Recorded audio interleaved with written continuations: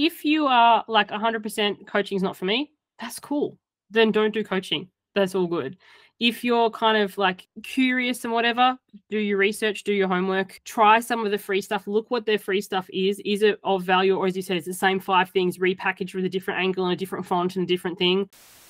Hello friends of the internet, welcome back to my channel. Hi if you're new here, hi if you're not. If you're watching this video, I'm probably somewhere that is not my house. I'm filming this video from my house, but I'm not in my house when you are watching this video. I'm currently sitting on the floor of my bedroom. I wanted to bring you this interview that was actually filmed over 3 months ago. So if that isn't indicative of how things are going for me, I hope maybe you can understand. I had the opportunity to once again sit down with Suzanne Kohlberg, who is a proud member of the billionaire tier here on this channel. Let's just shout them all out while we're here.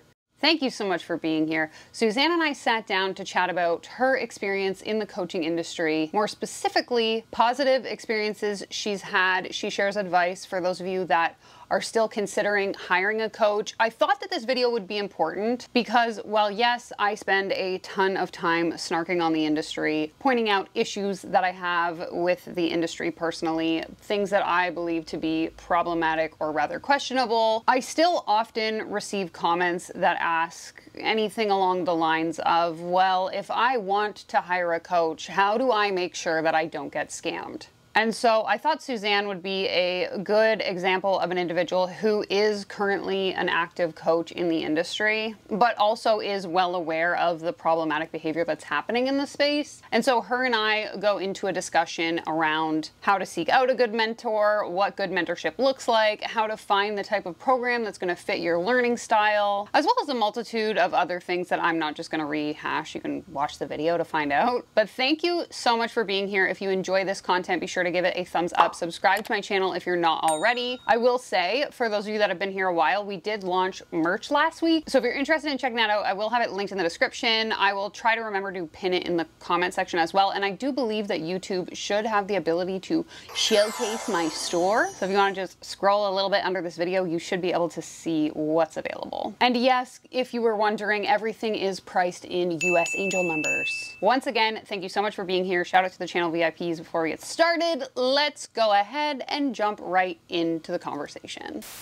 I'm Suzanne Kohlberg. I'm the Nope Coach, and I help people pleasers, overgivers, and can't say noers learn to say no without feeling like a beep. So happy to have you here today, and I'm super excited to get into this chat because I think this is a really much needed conversation. I think a lot of people are often asking me for this kind of content. Whether or not they actually want it is to be determined. But I would love to kind of open this conversation for you. You can start wherever you want in regards to good coaching relationships. So I know you're going to share some of your personal experiences in terms of like coaches you hired, but I think before we get into that, maybe let's have a little bit of a discussion about what you see as like a healthy or effective coaching relationship. Well, I think coaching is very distinct from therapy. And once again, my point of view, like you can go and Google and come up with pages of stuff and give me links and tell me that I'm wrong, but you know, you do you.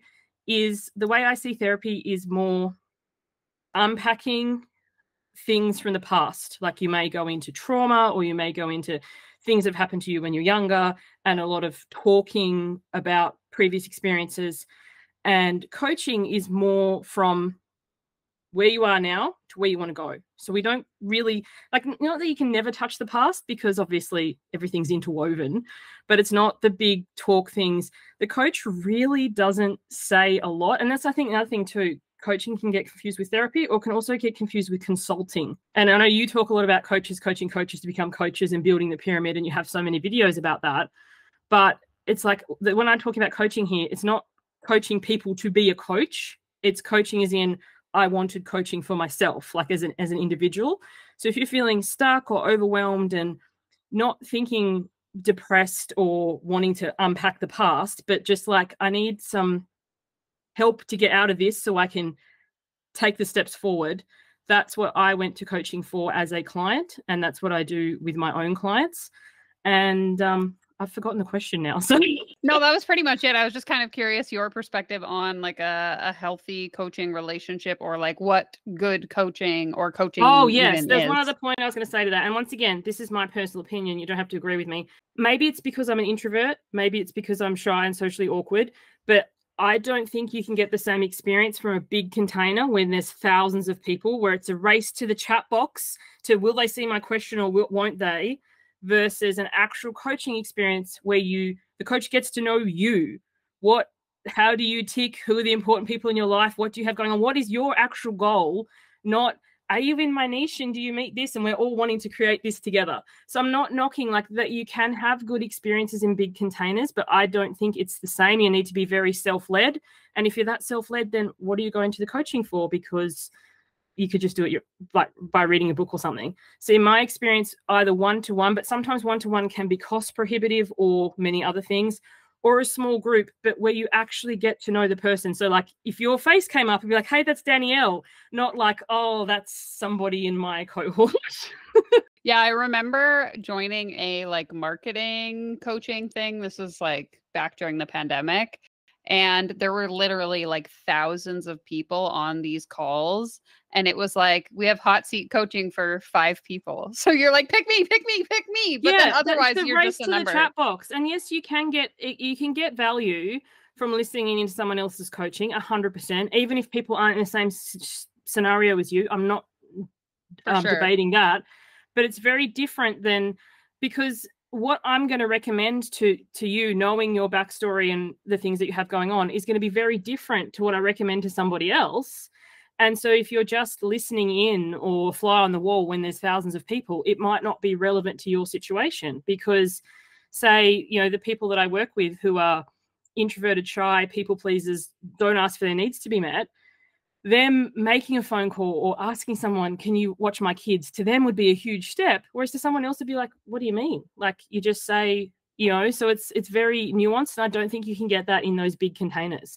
And they become more consulting, as in like, this is your strategy, how is this going, rather than actual coaching of what's going on for that person, what is the block for them, what's getting in their way. And I think that's another point too.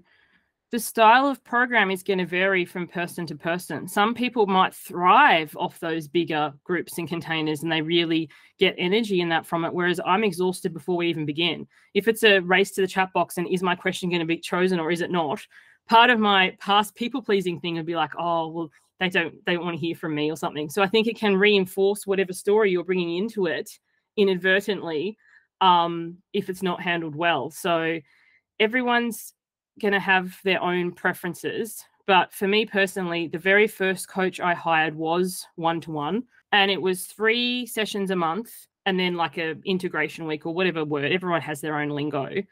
And I was hesitant. It was a big investment. And I think, we, when you are making a big investment in anything, you could invest in a car and it could break down tomorrow. You can invest in a house and you can have a flood. I'm just thinking of things that have happened to me personally. But when you, if you go to the shop and you order a sandwich, there you go, there's your sandwich. You get, this is what I want, or I didn't want pickles and you can take it back or whatever. Or if you order a candle from Etsy and then it arrives in the mail. But coaching, you're ordering something that's kind of, it's not as tangible because you have to put the work in. But then there's the trust. Is the person going to keep up their end? Sometimes the sales calls or the websites are pretty in the promises and stuff, and then you can be let down, which you talk a lot on your channel. But there's also people who do follow through on that. And I think sometimes a really good coach, they're not your friend. They're going to say the things that your friends or family won't say. That's what you're paying them for. So people can get quite affronted when you start a coach. I remember this very first coach I worked with, I had this situation, and then every week I kind of danced around it. It was like, I didn't really do the thing. And I remember her saying to me, Suzanne, I'm not having another session with you until you do this. You will continue to pay me. In the back of my mind, I was like, what? I'm censoring myself for your channel so you don't have to. But it was actually the very best thing, because I could be enabling by having her say, oh, you're doing the best and you have so much going on and all this sort of stuff. But I didn't need a cheerleader. I needed someone to say, cut the crap and let's get this done. So I think sometimes people get really affronted when they're like, oh, they held me to it. And it's like, well, that's what you pay them for. Yeah, I think that that's actually funny you bring this up. I saw a post on Instagram yesterday of a woman I follow who is a coach, and we've been connected for a number of years now. And anyway, she made this post that was like my green flags as a coach. And one of her green flags is that she treats her clients like her besties. And I was like, I don't know if that's a green flag for me. I don't really think if I'm hiring someone to whatever, keep me accountable to these things that I want to do, if I want you to treat me like a friend, because I want you to like give it to me straight and tell me You when want to I'm not say the doing. things, but you say there's a difference between saying it from a place of love. Like what comes to mind for me is it reminds me of school teachers. I'm sure we've all had that school teacher where we're dreading. We haven't done our homework and they're going to like let us rip, or they're going to humiliate us in front of the class or something like that. But then again, hopefully, I don't know, can't speak for everyone, but I hope everyone's had an experience of a teacher who gave you tough love. It was like, I know that you're capable of more and what's really happening. And that place where you can unpack that with them. I was fortunate enough to have a few teachers like that and some of the other type as well. But then with the coach, if you're feeling judged or shamed or you're people pleasing them and you're saying, I did it when you really didn't, then you're not getting anywhere. So after that first really good coach, I hired somebody who wasn't so good. And you and I have done an interview before. Okay, so you said you had a good coach, then a not so great one, and then a good one. Like, how many people have you worked with in entirety? When do you know, like, when it's time to hire a coach? How has that been for you? I've worked on and off with coaches since 2015, so 9 years. Sometimes I've worked with more than one at a time, depending on what I'm working on. So, like, I might have a business coach, but that's a whole story. But in terms of, personal coaching for me, communication, relationships, families, handling all the things. Like some people might be like, oh, we should go to therapy for that. But it depends on the circumstance and everything. People pleasing, like the things that I coach on now, like I'm 10 years ago, I never would have done the camera on. I never would have gone to anything. I would have been the person listening to the replays or hanging out in the back with my camera off or whatever. And just the ability to put something in the chat box. I think the thing about coaching is there's a coach for everything, 100%. And sometimes some of them are questionable. Like I can't wait for your certifications video when it comes out. But it's kind of like if there is a skill or if there's something that you choose you want to do, not somebody telling you to do it, not somebody dropping into your inbox going, wouldn't it be nice if you could speak up for yourself? That's skeezy. But like if there's something that you want to do that you want some support with and somebody who can actually help you to do that, like set boundaries, say no, put yourself first. Because I used to be the yes person. I'd do everything for everyone except myself. And I could never, ever say no because, good girls don't say no. And to overcome that conditioning so that you can say, if you ask you something, say no and have it be a complete sentence, or say, I'm not available for that, but how about this instead? Like negotiate. And I just think it's a very individual thing. And I think some of the really good coaches I've worked with, in their effort not to feel like a crutch or supporting you forever, I felt have inadvertently gone the opposite and pushed people away too soon. As in, like, it's like, oh, you don't need me, and kind of off onto your way. And then you kind of feel not supported there. So I think, because there are people who are like, and once you're in, it's like Hotel California, you never get out. So it's like knowing and having that relationship with someone to say, like, I think you're ready, go on your own. And then if you want to circle back or, whatever, here's how the signs. And I love how you talk about, green flags and red flags with your work and stuff. But I think, sometimes in an effort to not, especially in an industry that is fraught with things because it's unregulated, it's like, well, I don't want all this. People go the other way and then they don't support people as long as they could if they really stepped into their work. Yeah, I think this is a super important conversation to have just because in certain subsects of the coaching industry, and I mean, I've demonstrated this a lot in my content, is this narrative of like, you always need to have a coach. And if you don't have a coach, you're never going to succeed in whatever you're doing. So whether you're trying to build a business or you're trying to learn how to not be a people pleaser or whatever, if you don't have a coach, you're going to fail at that. So I think the conversation around there should be, in a healthy coaching relationship, there should be an opportunity where you move out of that relationship. 100%. It's very counter to what we see a lot being spoken about in coaching. Yeah, because the thing is, if you've hired somebody for a service, Like if you were getting a house built, once your house is built, off they go, unless you decide to build another house or, you know, and there will be, I think there is beneficial. It is beneficial to have somebody outside of you to question what's happening or to give you insight, but then you know in yourself when to seek that out and who. For me personally, an immediate one-off session or month to month, if people go into resistance or are having a hard time, like I'm not going to ever hold their feet to the fire. Yeah, there's a difference between this really isn't right for me and this is what I'm paying you for. But sometimes when things get tough, we tend to drop the ball and then we can just start and stop and start and stop. So when people work with me or when I work with someone as a client, I like in the beginning to have a set container of a period of time of 3 or 6 months so that I know when my brain goes, this is hard and I hate you and I hate everything, then they're still going to have me. You know what I mean?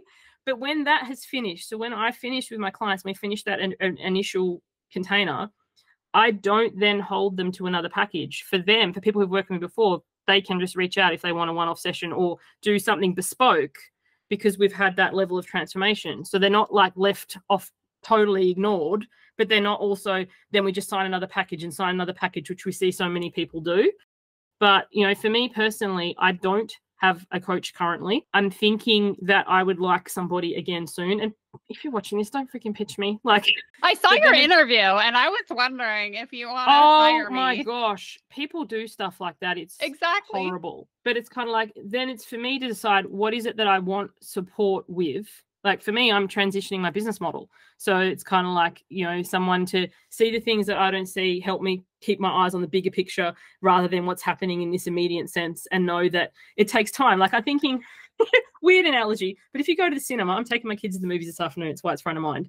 And they have those post mix. I don't know if you guys call it the same thing there, where you put like this, you guys call it soda, we call it soft drink, like Coke or something through. And then you're like, oh, I actually want to have lemonade instead.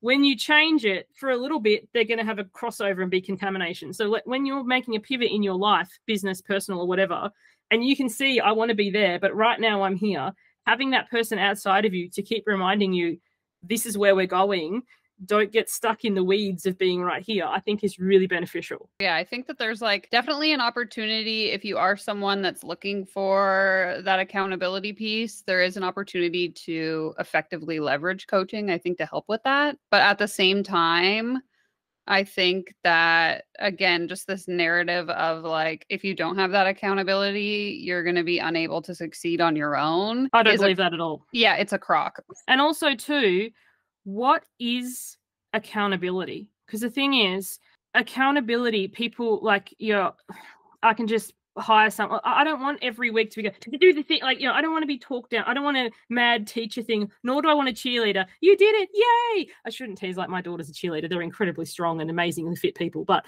you know, I want somebody to kind of go, you know, what's up? You know, what's happening? And remind you, like, really well done accountability is in service for you. Because I think sometimes the coach can get more invested in them having a great testimonial or their views for you than what you actually want. And I think that's can cop things as well. So it's like the line that you walk of reminding you what you hired them for versus if their priorities change, and the skill set to question through that. Is this actually a change in your goal, or are you having a moment where you're scared or things aren't going as fast as you hoped, and having a person to actually coach you through that, not put their agenda onto yours. I actually remember a specific instance. I had hired this coach on she had like a monthly recurring membership, and I think I was paying like $200 US or something.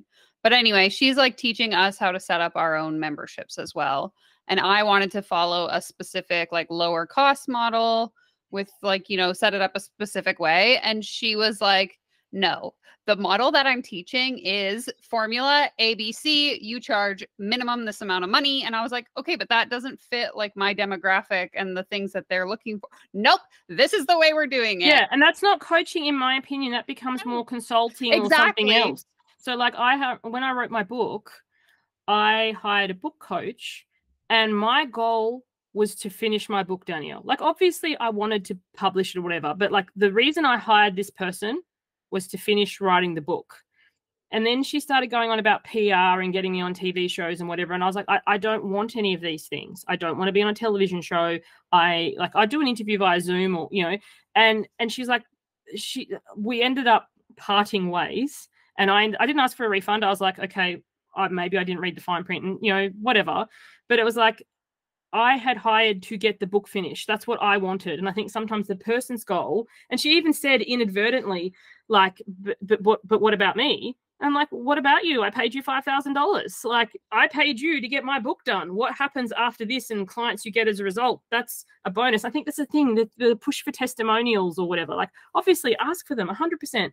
But me working with you, what you've got there is I've paid you for the service. Anything you get out of that or how you market your business is your job, not mine. It's just so interesting to me when you see those like lines getting blurred of like, okay, but this is what I came to you for.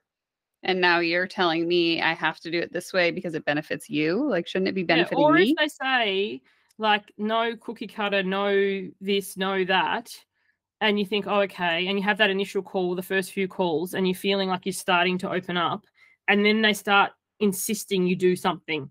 Like for a business coach I've worked with before, cold DM strategy. I was like, there is no way, no shape, no form. I don't respond to them. I don't send them. This is a no from me. And she's like, but my system. And I was like, but there wasn't a system. It was supposed to be meeting. And I think that's the thing. As I said, in my definition of coaching, meeting you where you're at, helping you get where you want to go, not pushing a system. Like if you wouldn't do it, but say you had, like, you're going to teach people how to do React videos or whatever, and I sign up knowing this, as opposed to like, I want to grow with YouTube. I imagine you assisting me to create my version of it, not now you have to react to videos or whatever. Yeah, exactly.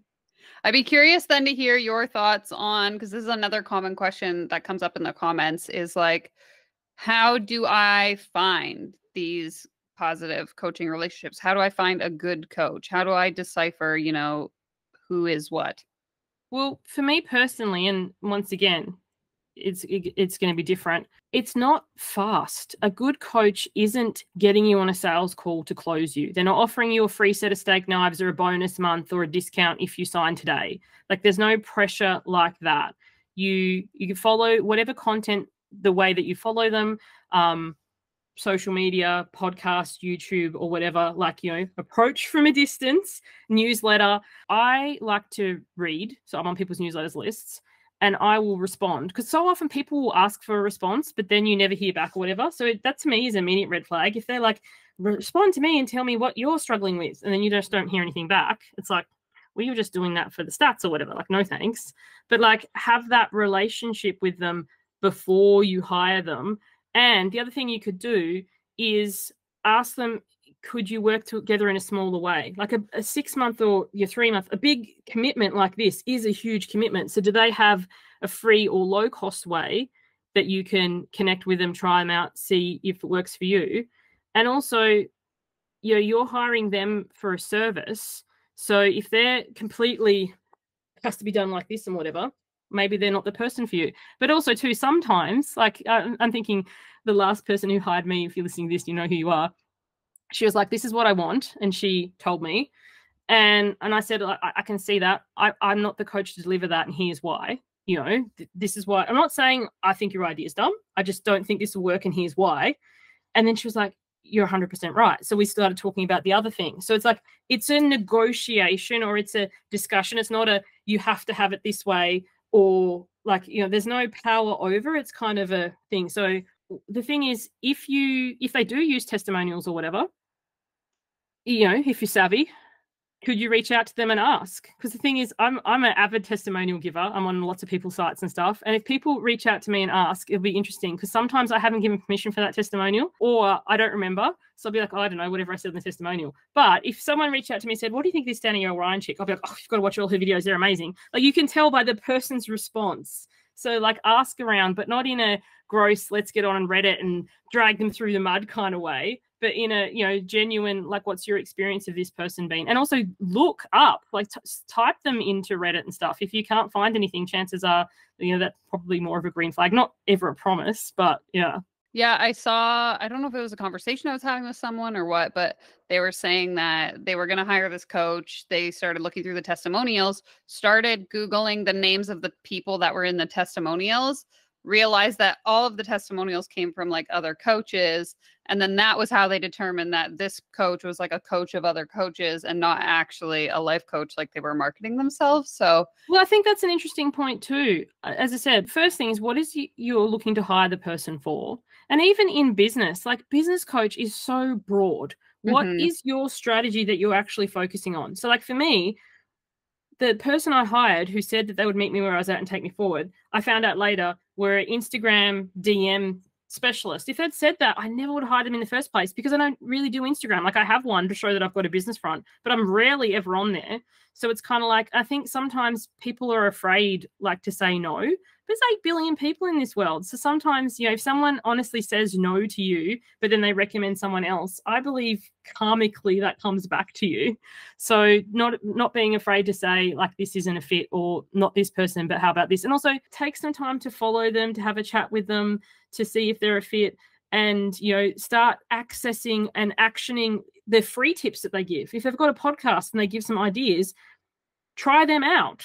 See, are you having any response, or is this worthwhile, or is it all just leading into their next thing? Because so many people, what do you call it? They put it behind a paywall. You listen to it and it's like, here's a top 10 tips for this, but here's tip 0.1, but you get the other 9.9 when you buy my thing. If they're like that, like if that's how if they're going to gatekeep everything, then it might be like, yeah, I don't know if they really do have the secret sauce to the universe or if they're just really good at marketing. Exactly. And I always say, like, pay close attention to the free content they give out and whether it's just like the same 5 tips and then they're just recycling that over and over. Like, I can't count how many business coaches I've followed for research purposes, if you will, that every time I go to see what they're up to, they're just sharing the exact same information they shared last month. It's just they're filming it at a different angle and then it's filtering into their membership or whatever. Is it of value or is it a really highly curated thing? Because like information's free. You can Google all this stuff. You're not hiring the person for a secret handshake, source, 6-step, whatever, because there is none of that. You're hiring the person to, as I said, from my opinion, help you get from here to there. Are you a fit with them? Do you connect with them? Do you drive? Like, I'm a sweary fairy. If people are offended by swearing, we're not going to work well together. So, it's a no from me. Are the things they suggest on their free stuff things that you'd actually do? And if they're not, then they're not going to suddenly have different things when you work with them paid. Do you feel comfortable enough to share and open up? And also establishing it in the beginning, like the onboarding stuff, because sometimes people have the most amazing onboarding experience and you're made to feel like the queen or I don't know, royalty or something, and then the second they have your credit card, it's like you're the pauper in the corner and they're on to the next person. And I find it really, really interesting. Whereas, how do they treat you before you pay them? And then like how do they respond to questions? So ask the questions before you give over the credit card and see the response, because some people will just give you a canned response, some people will be haughty, some people might have a reason. Like there have been one-off occasions where I've said to people, like, if we're going to work together, I'd like you not to do this, see how they respond to it, not say you can't, because this is what I can see from our beginning conversation, I think might be part of it in the way. And if they're not open to it, then either am I open to changing the strategy or am I just not a fit for them? Say you're starting a business and you're like, okay, I'm going to do Instagram and LinkedIn and Facebook and YouTube and whatever. And then you have this lull of clients, if you did, all these clients, and then you're serving the clients, so you're not doing those things anymore. And then you don't have any clients anymore coming in because everyone's finished. Which one worked? I don't know. And then do you have to go and hire 5 people to help you again? Exactly. And all of those people are going to all take credit for your success, by the way. Oh, don't even get me started on that. Like, it's funny. It's like, are they going to take credit for your success? Like, I think that's another thing too, because they didn't do it. You had to do it. Like, no matter what coach you hire, it's more important. This is, again, I keep getting this from my point of view. I spend a lot of time listening to your stuff, Danielle. What you do between the sessions than what you do with them. Are they helping you to take the action between? Because if you spend 1 hour a week or 1 hour every 2 weeks with somebody, there's a lot of hours in between. But sometimes people make it sound like, you know, there's going to be 24/7 support and it's going to be an active community and this sort of stuff. And then once you get in there, it's like the first post in however long is them welcoming you to the space. That's an immediate red flag. Yeah, it's interesting, I think, once you've seen it, to like once you become more aware of it, I guess. It's like just so interesting to think about in terms of like the things we can be sold on, led into, only to realize that they're nothing like what we thought they would be. And I think a lot of that is just learned through bad experience, unfortunately. And also, is it something of value to you? So like for me currently, whoever I'm hiring next, as I said, please don't pitch me, an active Facebook community or any sort of community right now where I'm at isn't of interest to me in any way, shape, or form. Like I'm much more looking for somebody one-on-one who can focus down and hone in on my thing rather than having to listen to hours of calls and be, you know, like a joiner. Like at this stage, I don't want that. And I think what you want gets to change. So, you know, strategies or things that worked for you earlier on in your business or earlier in your life, like I'm thinking strategies and things about my kids when they were toddlers versus now that they're tweens, not the same. So it's like, what do you want? And actually, I think that's a great thing when you're speaking to them or communicating with them in whatever way. Are they listening to what it is that you say you want, or are they giving you features and benefits about their thing? Because that's sometimes it's totally irrelevant. Exactly. I see a lot of like, this program will work for anyone in any stage that wants to do anything. And I'm like, but how is that even possible? Because if I'm facing, you know, I've been in business now 6 years, and let's just say I wanted to scale my business in multiple 6 figures, I'm going to be at a different position than someone who just started their business yesterday. So if you're telling me you're a coach that can help everyone and anyone at any stage, like that should be a red flag as well, I would say. Well, the other thing too, are they actually listening to you in the way that you frame things? Like I'll often say I'm an introvert. I love being an introvert. I think sensitivity and that is my superpower. Sometimes people will hear that and be like, oh, well, if you're shy, I can buddy you up with someone. And I'm like, I'm an introvert. I didn't say I can't make friends. Like, you know? So, or do I want to? You know, so I think it's sometimes the really astute coach hears what you don't say and asks about it instead of giving you a feature or benefit of their program and how it's going to solve a thing that may not even be actually a problem for you at all. Like, here's a solution to what I perceive as your problem, whether it's your problem or not. Yes. And I think a lot of this stuff, you know, unfortunately is trial and error and is experience. And on the side of the user or the participant, it's what making your own standards, what's for you before you invest. Like, is it some people will only invest in something that, you know, is a one-off, or some people only invest in something that has a money-back guarantee. And even that, if something has a money-back guarantee, don't just go, oh, cool, and sign up. Ask them for the small print on what that involves. Because on a couple of times I myself have been burnt going, oh, money-back guarantee if I don't like it after 7 days or whatever, and sucked up my people-pleasing thing to say, actually, this isn't a fit, and then found out I couldn't get my money back because I didn't reach the criteria, which I didn't even know existed. And that's one of my giant pet peeves. Is there anything else that you wanted to add? Any other stories to tell? Cautionary words of wisdom? Well, I just think, you know, if you are like 100% coaching is not for me, that's cool. Then don't do coaching. That's all good. If you're kind of like curious and whatever, do your research, do your homework, try some of the free stuff, look what their free stuff is. Is it of value? Or as you said, it's the same 5 things repackaged with a different angle and a different font and a different thing. And, you know, look at like, what is your goal? What are you hoping to achieve from this? And, you know, if you can find it in a book or a free resource or whatever, like you do, you great. But if you're kind of like I'm not the kind of person who will read a book and then go, that was nice, and then read immediately the next one, that was nice. Why I pay a coach is kind of to keep my neurospicy brain on track instead of going, I'm going to do this and I'm going to do this and I'm going to do this. I'm a massive overcommitter. And to kind of like remind me, you know, this is where I am, this is where I'm going to go. This is how far I've already come. Because I think, you know, you were on my channel recently and we were talking about how sometimes we can get stuck into the next goal and the next goal. Like say you build your YouTube channel and you have 1,000 subscribers. Yay, I'm monetized. And then you have 10,000. And then after that, it's, you know, it's a long way to 100,000. What a coach can do is help remind you, look how far you've come. You're already nailing it. Not from a cheerleader kind of thing, but also to keep you on track so that, you know, the inevitable slumps that happen to all of us, like you just like today I hate everyone and everything, I call it my business period, happens about once a month, going to quit, you know, to have that kind of reminder. And some people are fortunate enough to get that in community, like you might have a really good biz bestie or a small group, but sometimes you can inadvertently hold each other back or enable each other. So having somebody outside of your circle who's not going to take any stuff, it's like, I don't care that your husband's away. You said he was going to be away. You knew this was happening.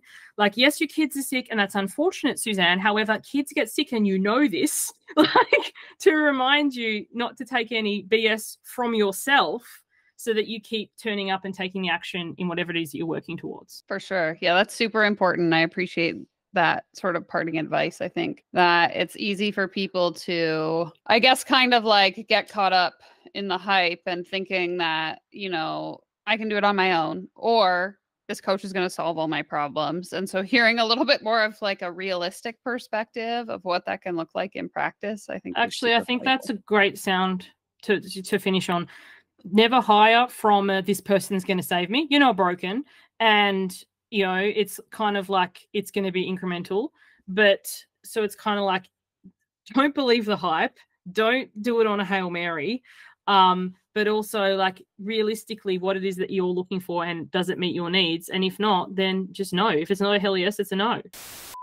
Okay, friends, that's it for the video today. I look forward to reading your feedback down in the comments. I will have Suzanne's channel linked down there as well if you're interested in listening to more content from her. Now, if you have a story about how you have been negatively impacted by the coaching industry that you would like to have shared out loud on this channel, or you want to come and share it yourself, the form to submit that story is linked down below. I'm going to leave it at that for today. I will leave you on screen here with the last interview that I did with Suzanne, where she shares her absolute horror story, or actually multiple horror stories. So feel free to go and check that out if you haven't seen it. Take care, comb your hair, and I'll see you in my next video. Bye!